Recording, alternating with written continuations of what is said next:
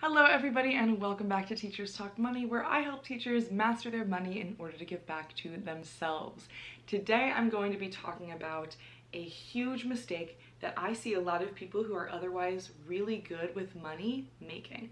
So a lot of Americans and a lot of people in general struggle with spending more than they make. That is a really big problem for a lot of people. And so this tends to be where personal finance is centered around mostly, and it's a great starting point for a ton of people. But there is an entire other subsection of people that I talk to that I don't feel like we talk enough about in this space, and that is a problem that I see a lot of people who are natural savers and are able to save a lot of their money making. So the type of person that I am describing spends less than they make.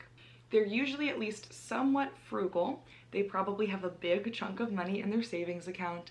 And I would say that on the whole, while they're pretty good at saving money, they probably don't keep a budget. So if this sounds like you or somebody that you know, keep watching. I'm not going to harp on the budget point too much. I'm just going to say that the big mistake that I see these natural saver types making is that they don't have a plan for their savings. They are saving and saving and saving without actually knowing what specific things they are saving for. And they get comfort from the fact that they have a big amount in their savings account, but actually that could be causing harm for their financial future for a couple of different reasons. So let's get into why. And don't get me wrong, these people deserve to be proud of being able to set aside that money. It takes discipline to do that, and they're in a really great place because they're clearly making a living wage. So in a lot of ways, they are in a good position, but they could be setting themselves up for future problems for 3 different reasons. Without a plan for their savings, they could probably be A, feeling guilty about actually spending that money out of their savings when the time comes that they're supposed to do it. B, they might not actually be adequately planning for different savings goals. And or C, they may be saving too much and not investing enough.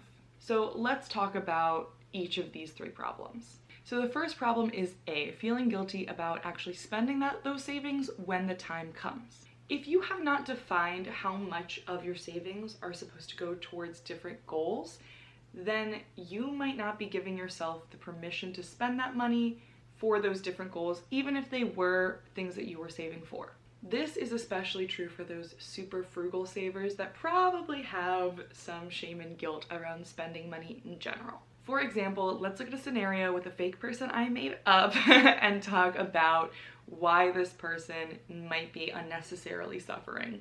So we're gonna call this person Katie. Katie is a teacher, she has the summers off, and she wants to take a month-long European vacation this year. The total for her vacation is going to be around $8,000. Now, Katie is a natural saver, so she has $32,000 in her savings account. Therefore, this $8,000 trip would wipe out about a quarter of what she has saved. Because she just saved and saved this money and amassed it without a clear idea of how much money was supposed to go towards which goal, she is having a really hard time feeling confident in her decision to spend that money on her European vacation. She worked hard to save this money, but she's still feeling that anxiety that maybe she shouldn't be spending it on something that's not a necessity, and she's feeling a little bit of guilt around it too. And this kind of takes us to the second potential issue, which is B, not having enough saved for different financial goals. Again, you might be saving a lot of money, but without a clear idea of where it is going, you might actually struggle to be reaching different particular goals. And therefore you might be dipping into your savings too much. This is why Katie is experiencing this anxiety. She doesn't know how much she actually has to spend on this vacation because she doesn't know how much she needs to keep in her savings account. So in the same scenario as above, Katie is worried about spending this $8,000 on travel because she doesn't know if she's going to have enough left over for her other goals. Those would include emergencies. She wants to keep a certain amount for emergencies. Of course, she doesn't know how much. And her other big goal is that she wants to spend a down payment on a house. Now, there is actually a very simple solution to these 2 problems, and this is something I have recommended tons of teachers who are natural savers do. Especially when you already have a giant chunk in your savings account, the best thing you can do is separate those savings accounts and determine how much of those savings you want to put toward different goals. And then suddenly you know exactly how much you can afford to spend on things like vacation or others, and therefore you give yourself permission to spend this money without feeling guilty. So for example, let's take Katie's scenario. She sits down to calculate her emergency fund and she just determines that she needs $10,000 for her emergency fund. If you don't know how to calculate your emergency fund, I'm going to link a video I made on that below so that you can determine how much of your savings you need to make sure is set aside for emergencies. So Katie keeps that $10,000 in the original savings account and she renames it emergency fund. She's doing awesome because she does not need to add anything more to this savings account until she has to dip into it when an emergency arises. Now, she knows that she's going to spend $8,000 on her vacation this summer.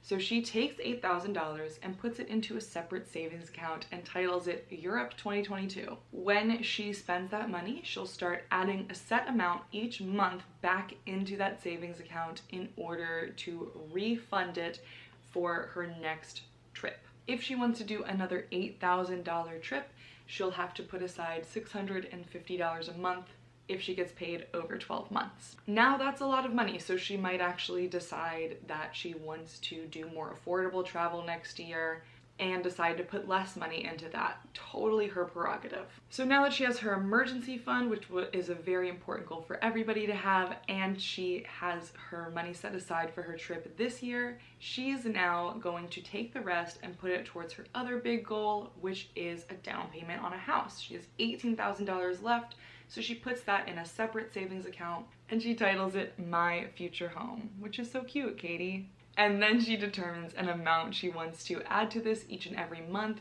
to keep continuing to build it up. So now Katie knows exactly how much money she has to spend on each and every goal. This eliminates anxiety about when she actually gets to the point where she's going to spend that money. It makes sure that she's not buying more than she can afford when it comes to travel or her down payment.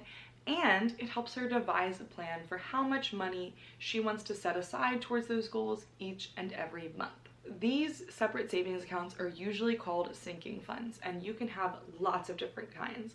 I have a sinking fund for travel, for gifts. I have a sinking fund for my summer payment because I get paid over 10 months of the year and not 12. I have one for grad school. I have one for my business, all kinds of things. And they can be as many or as few as you like, and you decide how much money you're going to put into them each and every month. Now, we still need to talk about the third mistake or the third reason that natural savers need to devise these sinking funds, or in other words, have a plan for their savings.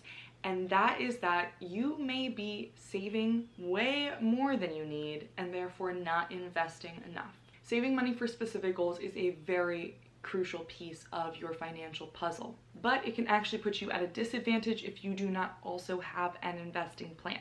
As I've talked about in a lot of videos, it can be more risky not to invest and to keep your money in those savings accounts, and this comes down to a very not so exciting word, which is inflation. Even if you have a savings account with a high interest rate, almost no savings accounts match what inflation typically is, which on average is 3% per year. Therefore, the only way to truly build wealth is through investing. I'm not going to get into investing in this video, but I'll link a video below if you're interested in learning more. My point here is just that if you are amassing and amassing and amassing money in a savings account, you could possibly be losing money that you could otherwise have invested. And that's why you want to make sure that you have these sinking funds and you're very clear on exactly what you're saving for, because the opportunity cost of not investing any available money that you have is extremely huge. I hope this video was useful. The reason I wanted to make it is because I've had this exact conversation and talk with a bunch of real life teachers who are naturally frugal, they're natural savers, but they're ignoring really important parts of their financial health. and sort of thinking that because they're saving a lot of money, they're doing all they can. If this video spoke to you, please comment down below. I'm really interested to see what other people think of this and if it's something that other people can relate to. I'm assuming it is because of all the conversations I've had, but I don't know what my subscribers are up to, so let me know. I hope you all have an amazing week, and I will see you in the next video. Bye!